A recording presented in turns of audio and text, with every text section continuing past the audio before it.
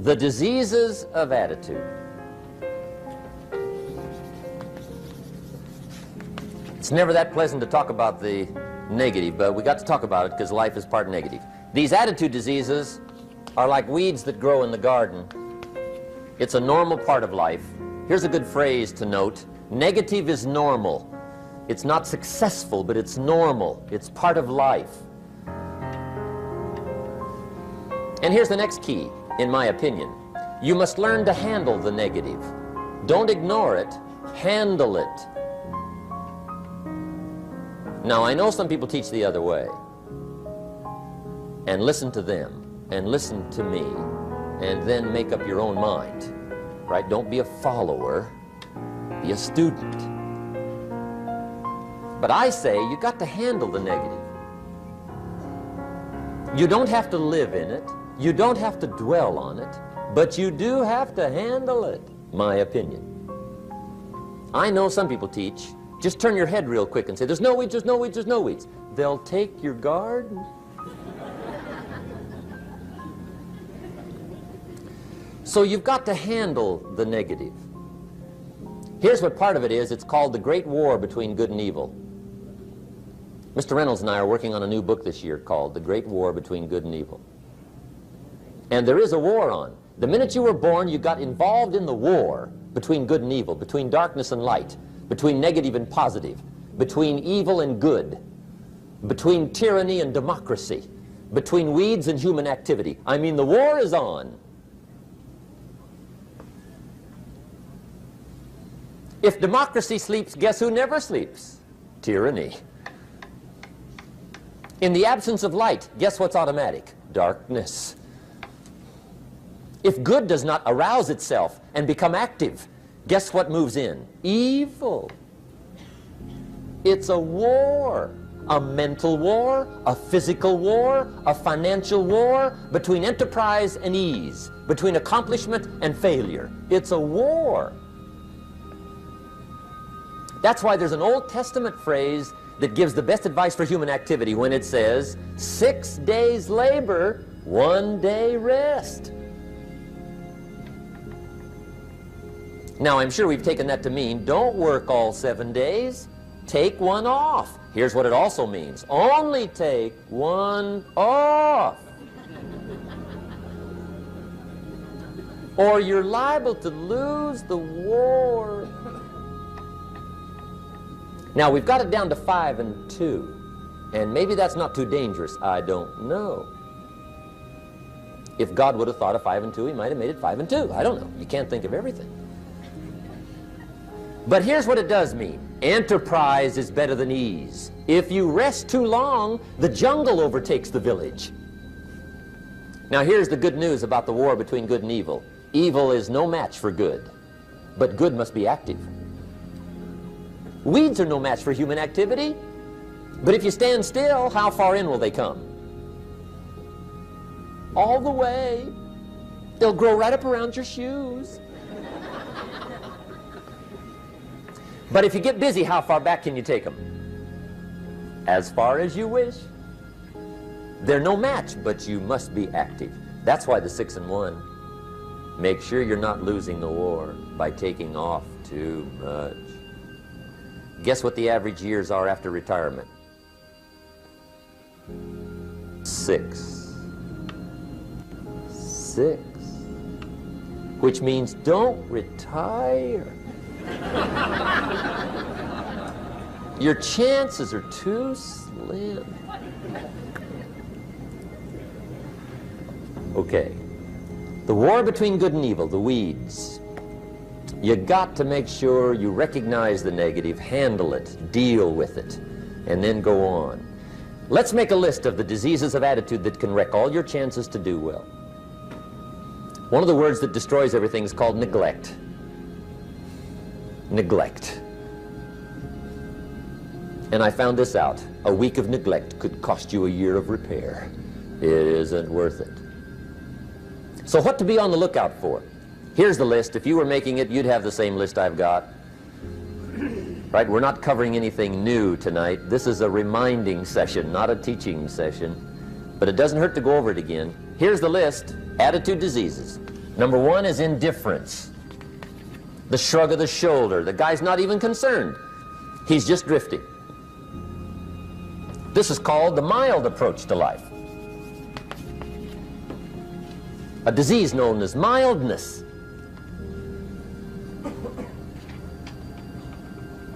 The guy says, well, I can't see getting all that worked up. Well, to be any kind of winner, you gotta get worked up. There's one problem with drift. You cannot drift to the top of the mountain. And the good Lord said in the closing chapters of the Bible, here's the best way to live, one way or the other. That's best. Hot or what's next best? Cold is next best to hot. Not the half-baked middle, lukewarm, not too hot, not too cold. What a sad way to live. I think what it means is pick a direction and go with everything you got. Just pick one and go. Somebody says, yeah, but what if it's the wrong direction? You'll find out quicker. It won't take you 25 years to wake up and say, oh no, I've been walking the wrong road. I told my staff the other day, next best to prosperity is adversity. If one doesn't get you, pray for the other.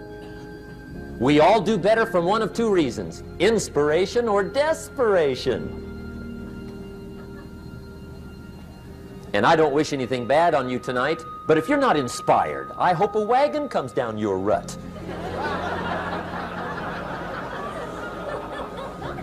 Whatever it takes to get you to try harder, read more, set your goals, and go for it. Somebody asked me one time, what quality would I pick if I wanted to work with somebody? And you know what I picked first? Number one, strong feeling. Please, number one, give me somebody that feels strong. About most anything, I don't even care. Just so they believe it. Even if they disagree with me. Wonderful. Just so they disagree vigorously.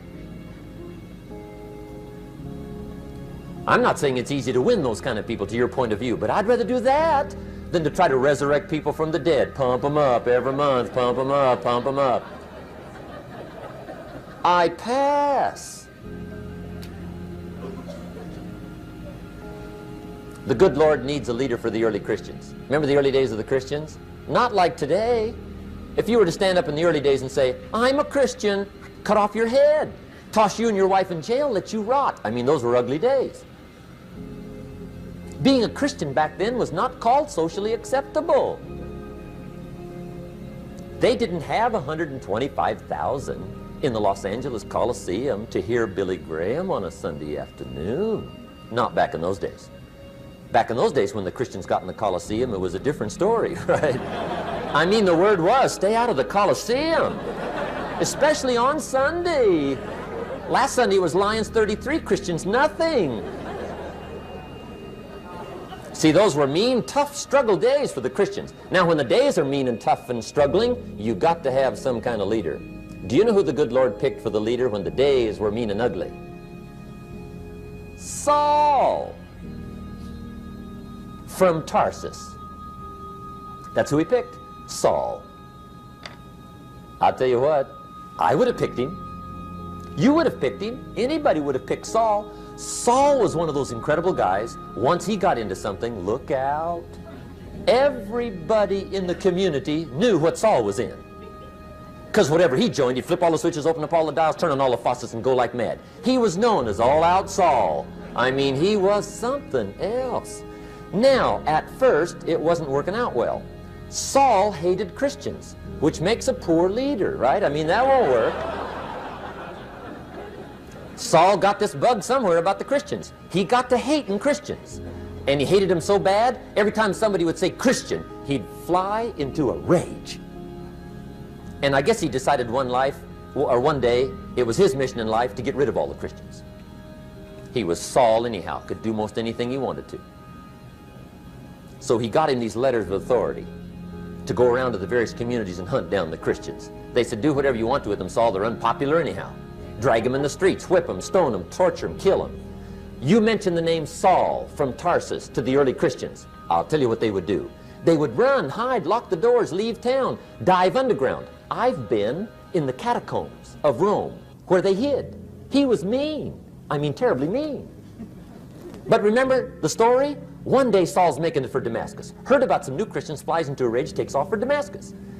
And the story said he was angry. There's a little sentence in the story that says, on his way to Damascus, he was breathing out threatenings and slaughter, which meant he felt rather strong about the idea, right? That's strong, that's strong.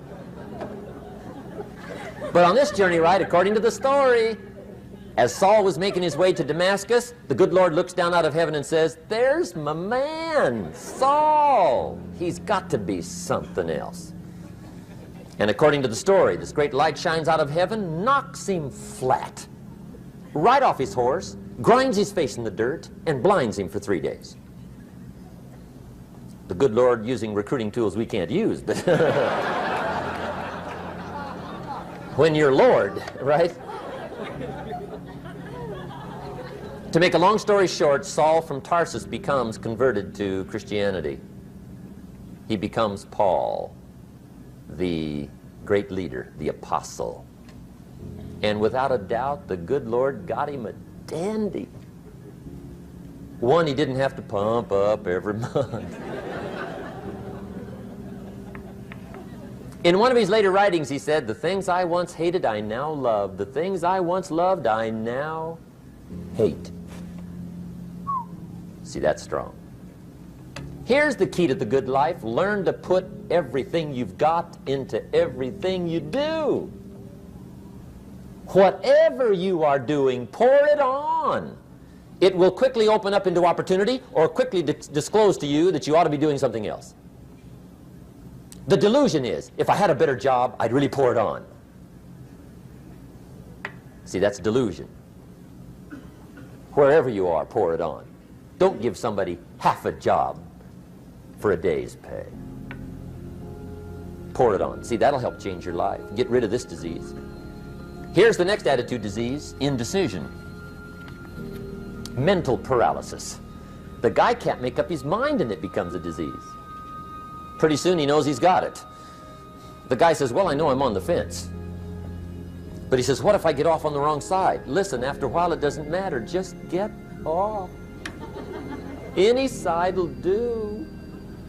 A life full of adventure is a life full of many decisions. The ones that turn out to be wrong give you better experience to make better decisions. So don't see how many decisions you can get out of, see how many you can get into. That's where the adventure is. So shake off this disease, indecision. The next one is doubt. Doubt's like a plague, and one of the worst is self-doubt. There are many, but that's one of the worst. The guy doubts himself, doubts if it'll last that long for him, doubts if he can do that well, doubts if he can make that much, doubts if he can accomplish all that. A chronic, excellent self-doubter. You can imagine what damage that does to your future. So here's the key. Turn this coin over and become a believer. And there's many things to believe in. One of the majors is yourself.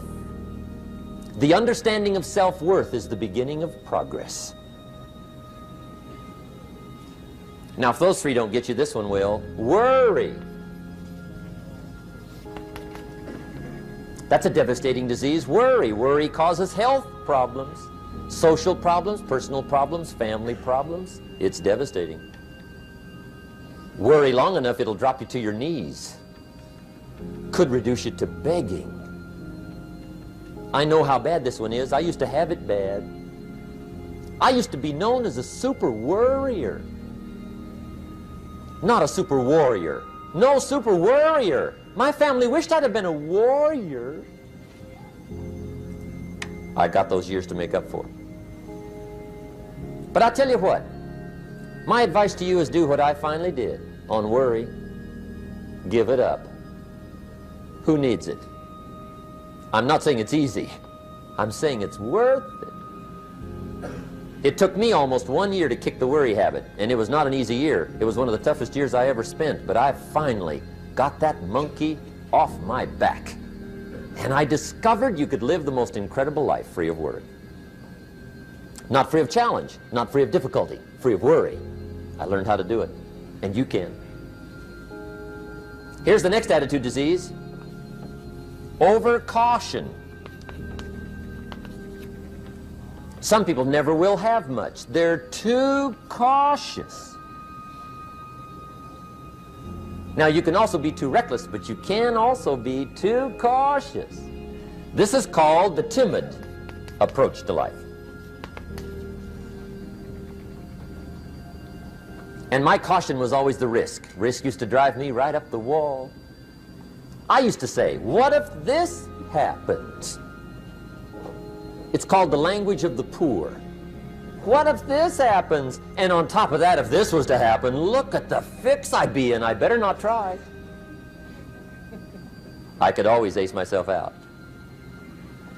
Then I'll tell you what changed my whole life when I finally discovered it's all risky. The minute you were born, it got risky. If you think trying is risky, wait till they hand you the bill for not trying. If you think investing is risky, wait till you get the tab for not investing. See, it's all risky. Getting married is risky. Having children is risky. Going into business is risky. Investing your money is risky. It's all risky. I'll tell you how risky life is. You're not going to get out alive. That's risky. The Englishman says, well, if that's the way it's going to work out, let's give it a go. Right, that's what it's for. Give it a go. Somebody says, yeah, but I'm looking for safety and security. Fine, then huddle in a corner. We'll cover you with a sheet, bring you 3 meals a day. And we'll protect you, feed you, look after you, care for you. We won't let anything happen to you, and you'll probably live to be 100. The guy said, well, yeah, I'd live to be 100. But what a way to live. Right. What a way to live, safe and secure. Don't ask for security. Ask for adventure. Better to live 30 years full of adventure than 100 years safe in the corner. And see, it's not important how long you live. What's important is how you live. Here's the next attitude disease. We're almost through with this motley list. In fact, we're almost through. Hang on. The next one is pessimism. Pessimism, the deadly disease of always looking on the bad side, the problem side, the difficult side, checking all the reasons why it can't be done. The poor pessimist leads an ugly life. He doesn't try to figure out what's right. He tries to figure out what's wrong. He doesn't look for virtue. He looks for faults. And when he finds them, he's delighted. How ugly. This is the poor guy who looks through the window, doesn't see the sunset. He sees the specks on the window.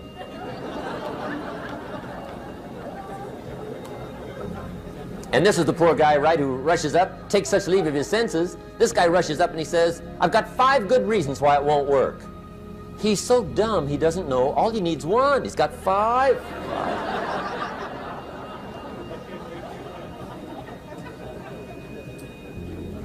To the pessimist, the glass is always half empty. To the optimist, the glass is half full. Why would the same measure affect people 2 different ways? Answer, it all depends on how you look at it. Our lives are mostly affected by the way we think things are, not the way they are. The way we think they are affects us most. There's a subject we don't have time to get into tonight called better thinking habits. One of the major things Shoaff taught me when I met him, he said, poor thinking habits keeps most people poor. Not poor working habits. Most people work hard, but they don't think hard. And Shoaff taught me that the mind is like a factory, a mental factory. And whatever you think about all day long pours ingredients into this mental factory. And that's what builds the economic, social, financial fabric of your life. He quoted me a Bible phrase that says, as you think, so you become. How awesome. When he talked about poor thinking habits, he had me. I used to start the day reading the morning newspaper. I mean, you can believe that or not. I'd get a cup of coffee and read the paper. I'd load up on wars and riots and murders and stabbings and killings and bank robberies and muggings and car wrecks and tragedies. I'd even read the back pages. I seem to like that stuff for some weird reason. I'd load up on all that, and then I'd start the day. You can imagine the kind of days I used to have. You walk around on your financial knees. They call you economic peewee.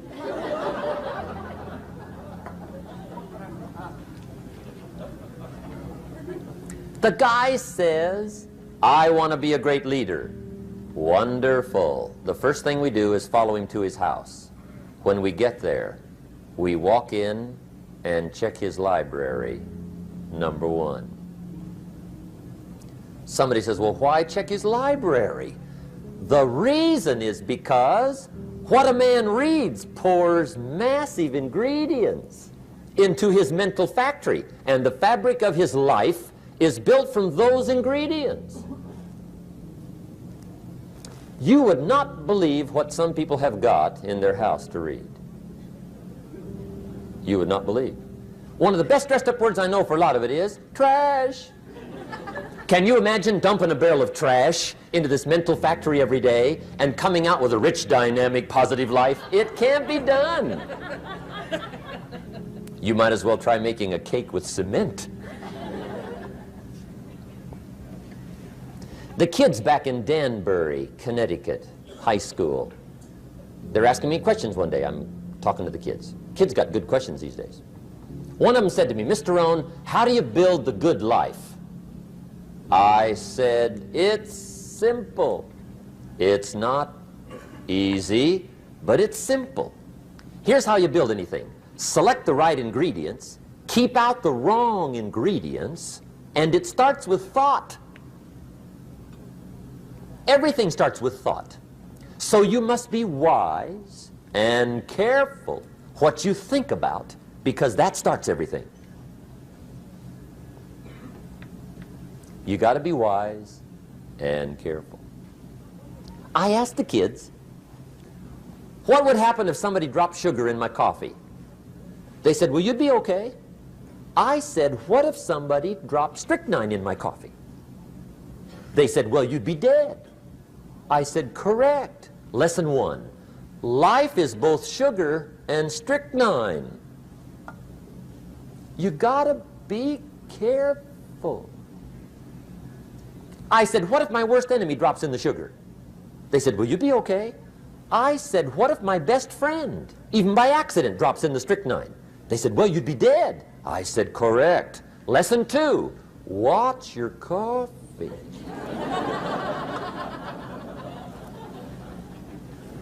You got to be careful. See, it doesn't matter who hands you the bad stuff. It doesn't matter where you get the bad stuff. It'll still do its damage on your bank account, wherever you get it. Mr. Schoaf gave me one of the greatest phrases when I first met him, when he said, Jim, every day stand guard at the door of your mind. How important. Stand guard at the door of your mind. And you decide what goes into your mental factory. Don't let anybody just dump anything they want to in your mental factory, because you've got to live with the results. Okay, here's the last disease, and we're through with this list. In fact, we're almost through. Hang on. The last subject is very brief. The last disease, but this one is deadly. Engage in this one, indulge in it even slightly, and you might as well forget the future, because it's going to forget you. Complaining, crying, whining, griping, a Bible word called murmuring. See, that'll ace your future. Spend 5 minutes complaining, and you have wasted 5. And you may have begun what's known as economic cancer of the bone. Surely they will soon haul you off into a financial desert and there let you choke on the dust of your own regret. I hope I said that well, so you won't forget. It's a deadly disease. If you don't think it's bad, ask the children of Israel of Old Testament fame. Typical of us all, their story just happened to get in the book. Story says, children of Israel were slaves. God performed a series of dazzling miracles and got them out. And now they're heading for the promised land. Remember the story? Heading for the promised land. Tragedy of the story, they never got there. Reason. From day one, they started to complain. They griped about the water. They griped about the weather. They whined and cried and griped about the food. They griped about the leadership. They whined and cried because it was too far, too cold, too hot, too difficult, too miserable. I mean, they whined and cried for years. Finally, God said, "I've had it, trip canceled." Or something like that. The story says they died in the desert, never got to the promised land. Which I think means two things. Indulge in this long enough, you get your future canceled. And I guess it also means even God himself can only take so much.